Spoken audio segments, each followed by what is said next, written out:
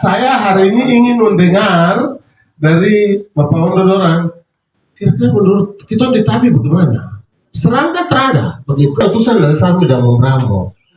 Tapi kapasitas saya sudah sebagai ketua Dewan Adat Mampa, saya pikir alangkah eloknya saya tetap, apapun yang terjadi tetap di kantor Dewan Adat Wilayah Mampa.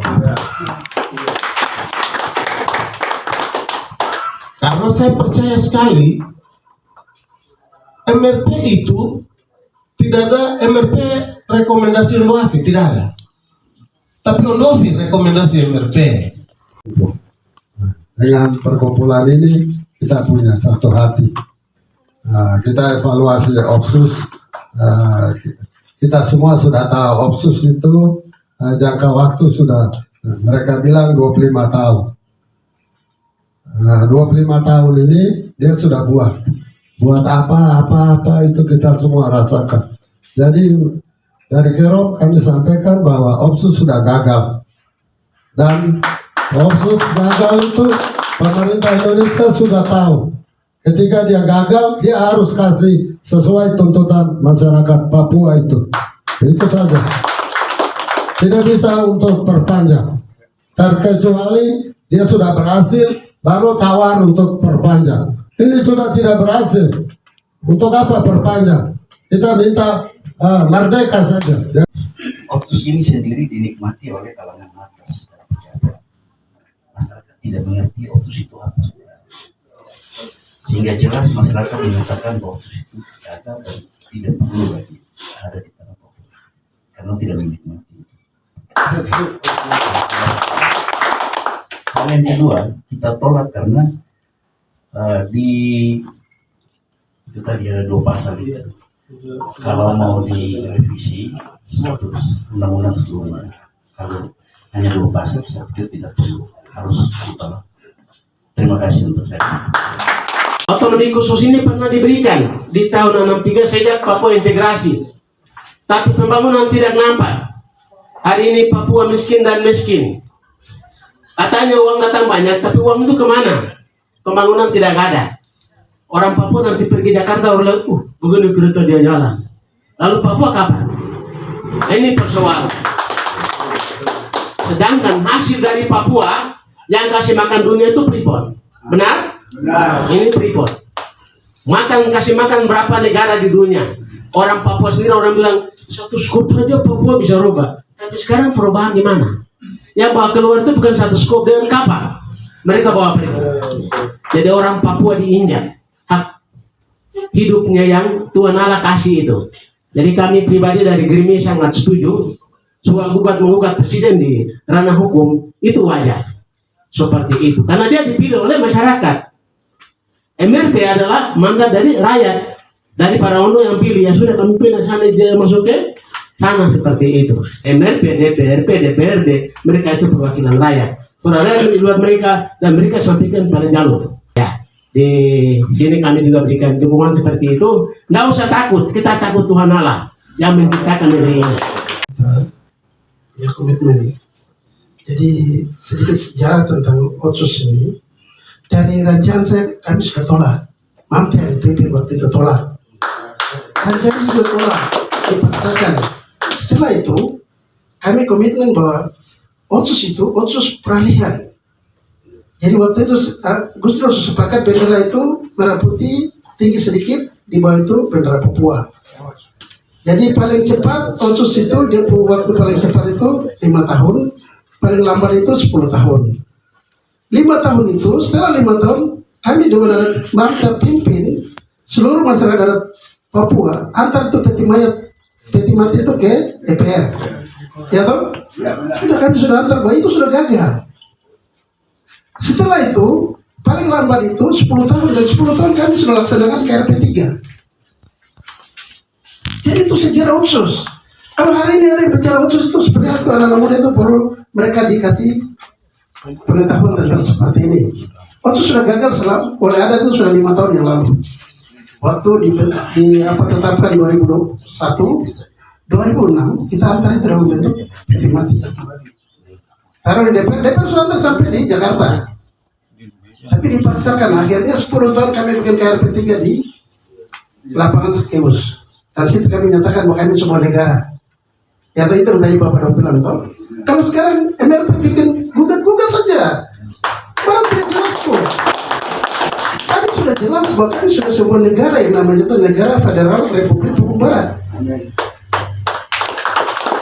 Oleh karena itu, saya mewakili masyarakat adat Dapat Sumatera dan juga masyarakat Tabi, kami mendukung gugat saja. Gugat tidak usah 1 pasal 2 pasal, bilang semua kami gugat kasih kembali. Biasa bicara dengan presiden, saya tidak bisa bohong di tempat saudara-saudara ada ini. Dan apa yang kamu bicara, saya punya telinga 2 ini saya dengar. Kamu baru bicara, tapi saya sudah bicara dengan presiden di sana. Tahun 2016, presiden perintah untuk saya, Bapak bisa datangkan Ondoafi kepala suku dari Papua dengan Papua Barat. Siap presiden, kita menghadap presiden. Apa yang hari ini kita mau bicarakan? Beliau juga tanya sama saya. Presiden dia tanya, gubernur ada kasih gaji Bapak dorang, rumah kah atau apa saja. Tapi saya mengucap syukur kepada Tuhan karena di situ juga saya belum pulang. Presiden ada panggil itu gubernur, DPR dan wali kota Papua. Jadi saya jadi jembatan buat dorang. Dorang pergi tinggal 1 bulan, 4 hari mau ketemu presiden saja. Presiden dia tolak. Mengapa dia tolak? Dia sudah tanya sama kita orang. Apakah dana otsus ini Bapak Don terima atau tidak? Atau pendeta-pendeta dengan haji terima atau tidak? Itu masalah. Ini kita tidak bisa tinggal diam, saya kasih tahu. Saya ini bulan depan ini tanggal 2 saya berangkat. Prabowo yang panggil saya. Dan konsep ini juga saya akan sampaikan sama presiden. Saya ketemu presiden nanti. Kita tidak boleh main kucing-kucingan. Kita jangan menyangkal kita punya bangsa ini. Iya. Jadi memang saya bersyukur kepada MRP. Satu hal terobosan yang luar biasa yang mereka ambil. Kita harus mendukung. Ondoafi jangan tinggal diam. Jangan tidur. Jangan minum mabuk. Kita harus jaga itu rakyat Papua. Besok kita orang pulang itu nanti Tuhan tanya. Presiden tanya kemarin sama gubernur. Gubernur dana otsus ini sudah berakhir. Setelah itu Bapak Gubernur bawa bangsa Papua kemana? Hari itu sampai sekarang ini pertanyaan itu masih ada di istana. Saya saksi ini. Jadi saya bersyukur sekali Pak Ketua. Tuhan akan memberkati bapak-bapak dorang semua, ibu-ibu yang hadir pada siang hari ini. Barang ini selalu kalau kita Dewan Adat Sarmi duduk, kita baku tanya, uang yang datang dari miliaran di kabupaten ini, biasa 6 miliar, sekarang sudah naik 7 miliar. Siapa yang gunakan ini uang? Siapa yang pakai? Kenapa kalau Bapak Ones dia tahu itu, di pinggir jalan itu ada pondok-pondok. Dia keluar dari situ kaki abu-abu. Kadangnya bilang mata menyala. Kalau Bapak bilang kaki abu-abu, itu dia tidak nikmati. Apalagi di Sasua PC dan di Tamaja, paling ujung Kabupaten Saru, berbatasan dengan Tolikara. Mereka kalau kita bilang otsus, mereka tidak tahu otonomi khusus itu apa, siapa yang dikhususkan itu, sedangkan kita masih hidup seperti ini. Dan untuk MRP melanjuti kalimat dari Sarmi ini ke Bapak Presiden. Dari Sarmi kami setuju, silakan gugat, kami juga akan menyurati. Satu hal yang dilakukan oleh negara ini ke masyarakat Papua pada umumnya itu pelanggaran yang sangat besar. Bukan saja hari ini yang kita bicara, tapi terbentuknya Majelis Rakyat Papua itu satu pelanggaran HAM yang besar. Dan saya harap bahwa Majelis Rakyat Papua jangan diam. Aspirasi diberikan otonomi khusus itu dasar dokumennya itu tidak seperti yang sekarang kami lihat. Waktu itu kalau saya tidak salah ingat itu real dikasih, bukan hanya aturan, tetapi ada lagu kebangsaannya, ada mata uangnya, ada bahasanya, benderanya ada, harus ditibarkan. Itu kenapa ditiadakan dan siapa yang tiadakan itu? Dan ini tidak pernah dibicarakan. Kenapa orang Papua tidak ngomong? Hanya ngomong itu ada dana otonomi khusus. Saya tanya ke MRP, apakah itu ada? Saya pikir kalau satu lembaga dibentuk dengan atributnya lengkap, tidak ada setengah-setengah. Kita sudah jalan di setengahnya. Ini pelanggaran HAM namanya. Kasih sesuatu itu setengah-setengah. Mama, bapak kalau bikin papeda, taruh itu makan semua sama-sama. Tidak ada setengah-setengah. Ini pelanggaran HAM namanya. Jadi harus digugat. Digugat dan tanyakan kenapa hal ini ditiadakan. Kami punya bahasa harus sendiri. Kami punya bendera, kenapa tidak ditibarkan di tanah Papua ini? Itu yang pertama. Lalu yang kedua, saya sangat heran sekali. Sudah ada lembaga rakyat Papua, tapi alokasi dananya dikasih ke pemerintah. Terus lembaga ini mereka kelola apa? Keuangannya jelas tuh. Dititip ke SKPD ini dana otonomi khusus, kami titip dikelola di sana. Terus lembaga ini kelola apa? Sedangkan kami mengaspirasikan lembaga ini seluruh dengan kultur yang ada, termasuk uang pun juga mereka kelola untuk kepentingan masyarakatnya di sana. Ini sama sekali pelanggaran. Sebenarnya banyak hal yang kami mau ngomong, tetapi kami mengharapkan sudah dari awal menjadi tidak berpihak kepada rakyat Papua. Alangkah baiknya tidak usah sudah. Kami tidak terima. Kami harap bahwa MRP gugat hal itu. Lalu yang sangat sadis, undang-undang yang sekarang Opsus ini, itu mereka orang pusat yang buat, baru kasih ke kami.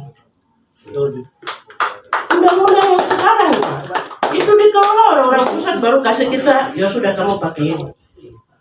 Terus kami punya persoalan hidup yang ada di sini, siapa yang ngomong? Masa orang Jawa yang bicara, yang makan nasi, baru orang Papeda hanya. Ini bukan pelanggaran HAM, ini pelanggaran HAM. Ini sudah tidak masuk dalam akal manusia.